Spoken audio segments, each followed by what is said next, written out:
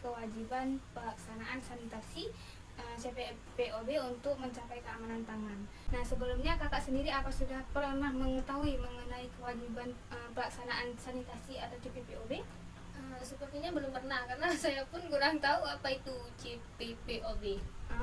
Karena belum pernah, jadi saya coba untuk menjelaskan sedikit mengenai hal itu semampu saya ya. Jadi CPPOB itu merupakan upaya yang dapat kita lakukan untuk mencapai keamanan pangan.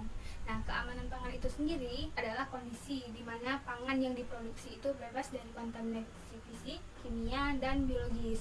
Nah, untuk menjaga keamanan pangan ini sangat penting kita laksanakan untuk mencegah penyakit dan racunan yang diakibatkan oleh makanan yang kurang higienis. Nah, kemudian ada GMP atau biasanya lebih dikenal dengan CPPOB, yaitu cara produksi pangan yang baik. Itu adalah standar prosedur yang harus diikuti oleh setiap pengolah pangan, juga salah satunya itu pedagang seperti kakak, untuk memastikan produk pangan itu aman untuk dikonsumsi. Nah, CPPOB ini menyangkut segala hal yang berkaitan dengan pengolahan pangan, itu dari aspek sanitasinya, kebersihannya, pengendalian proses produksi, hingga sampai ke penyajiannya. Nah, dengan kita mengikuti langkah CPPOB ini, kita juga dapat memastikan produk kita itu aman, berkualitas, sehingga pembeli itu percaya akan produk kita. Nah, adapun prinsip utama dari CPPOB ini adalah prinsip pertama yaitu sanitasi yang tepat. Melakukan sanitasi yang tepat, yang pertama itu menjaga kebersihan tempat produksi kita seperti meja, kompor, dan area pemotongan jika ada menggunakan bahan hewani. Pembersihan tempat tersebut ada baiknya digunakan pembersih yang aman untuk makanan. Selanjutnya pencucian tangan menggunakan sabun baiknya dilakukan sebelum atau setelah memegang bahan pangan, terutama saat menyentuh bahan yang mentah seperti daging. Kemudian itu penggunaan peralatan yang bersih. Jadi sebelum kakak melakukan produksi, kakak harus memastikan dulu alat yang kakak gunakan itu sudah bersih. Selanjutnya prinsip kedua yaitu pengolahan bahan baku dan penyimpanan. Nah, untuk bagian prinsip ini kakak dapat melakukan dengan cara bahan seperti daging-dagingan. Kakak ada pakai? Ada ayam. Oh, ayam. Nah, untuk bahan daging-dagingan itu baiknya disimpan di freezer dengan suhu minus 18 hingga minus 20. Nah, kemudian untuk sayur-sayuran atau bahan mentah lainnya bisa disimpan di suhu chiller. Dan juga untuk suhu tepung-tepungan itu baiknya disimpan di suhu ruang. Selanjutnya kakak bagusnya memilih bahan baku yang berkualitas, yang segar, bebas dari bahan kimia yang berbahaya, tidak menggunakan bahan pengawet lebih baiknya. Kalaupun kakak menggunakan bahan pengawet, itu harus sesuai dengan standar ketentuan. Prinsip yang ketiga itu adalah pentingnya pengendalian suhu, terutama pada proses pemasakan. Kan kakak ada misalnya risol yang tidak habis, jadi kakak frozenkan. Ada? Nah, risol itu saat dimasak harus dipastikan menggunakan suhu yang tepat untuk agar kita bisa memastikan bahwa bakteri yang ada di situ betul-betul terbunuh. Jadi tidak akan membahayakan konsumen secara biologis. Kemudian itu penyajian penyajian dan penyimpanannya. Nah, setelah dimasak, pastikan risolnya itu tidak dibiarkan di suhu ruang terlalu lama. Itu untuk mencegah pertumbuhan mikroorganisme.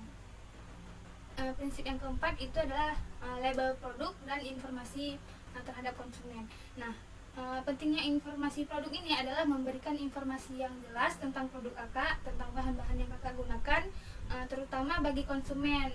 Misalnya ada konsumen yang tidak bisa mengkonsumsi ayam, jadi kakak harus menginformasikan dengan jelas sehingga tidak menyebabkan alergi terhadap konsumen tersebut. Selanjutnya itu kewajiban label. Nah, apabila suatu saat nanti kakak memproduksi risol dalam jumlah banyak dengan tujuan difrozenkan, maka nanti kakak harus membuat label dengan isi yaitu tanggal pembuatan dan tanggal kadaluarsanya. Jadi saat kakak nanti mau jual kembali, kakak harusnya mengambil produk risol yang lebih awal kakak buat dibanding dengan yang terbaru. Jadi produk kakak yang sebelumnya tidak mencapai ke tanggal kadaluarsanya. Nah, Adapun pelabelan itu juga bisa mencakup informasi penting lainnya, seperti kan kakak buat ada beberapa jenis risol. Nah, kakak juga buat di label tersebut jenis risolnya, sehingga saat kakak menjual tidak tertukar. Nah, selanjutnya keamanan pangan ini jika dilanggar dia memiliki dampak. Yang pertama itu dampak kerugian bagi pedagang. Nah, penjual makanan yang tidak memenuhi standar keamanan pangan ini pasti reputasi bisnisnya itu akan buruk di mata konsumen. Jadi konsumen itu tidak percaya lagi dengan produk kita, sehingga dia tidak kembali lagi untuk membeli produk kita. Nah, yang kedua itu dampak bagi konsumen itu sendiri. Nah, konsumen yang membeli produk kita bisa jadi dia mengalami keracunan makanan, sehingga dia mengalami gangguan kesehatan. Nah, sehingga untuk kakak sebagai pedagang risol itu ada baiknya peduli akan kebersihan dan kualitas produk yang kakak produksi, sehingga produk kakak lebih dipercayai oleh konsumen. Sampai di sini apa kakak ada pertanyaan kak? Bagaimana sih cara penerapan si PPOB itu sendiri bagi saya khususnya pedagang risol? Wah, pertanyaannya bagus sekali kak ya. Nah, jadi untuk kakak sendiri sebagai pedagang risol itu ada beberapa cara menerapkan CPPOB ini. Nah, yang pertama itu menjaga kebersihan tangan dan pakaian saat kakak ingin melakukan produksi.